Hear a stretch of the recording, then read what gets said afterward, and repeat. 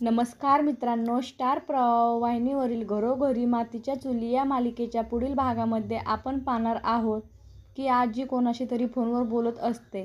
तेव्हा ऋषिकेश विचारतो की आजी तू कोणाला बोलत होतीस? आणि सर्वजण त्या ठिकाणी येतात आणि ऋषिकेश आजीला बोलतो की सांग कोणाशी बोलत होतीस? त्यामुळे आजी म्हणते मी सांगणार नाही. मी तुम्हाला सांगितले नाही तर काय कराल? तुम्ही माझ्यावर झडपड कराल का?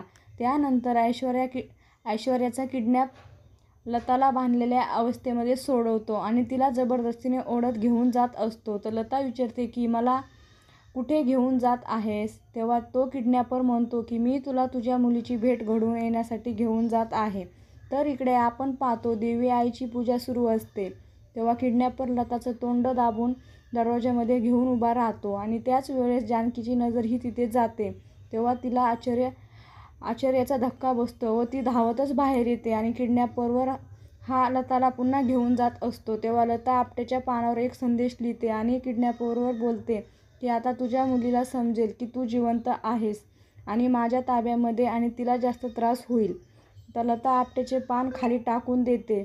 लता किडनॅपरला बोलते की तू या खेळाची सुरुवात केली आहेस आणि त्याची शेवट माझी मुलगी करणार आहे. तर इकडे आपण पाहतो की आपट्याचं पान हे जानकीच्या हाती लागलेलं असतं आणि जानकी तेव्हा लिहिलेले संदेश वाचते. आता पुढे येणाऱ्या भागामध्ये जानकी तिच्या आईला सोडू शकेल का हे पाहणे अतिशय रंजक ठरणार आहे. घरोघरी मातीच्या चुली या मालिकेचे नवनवीन अपडेट पाहण्यासाठी आपल्या चॅनलला लाईक करा, शेअर करा आणि सबस्क्राईब करायला विसरू नका. धन्यवाद.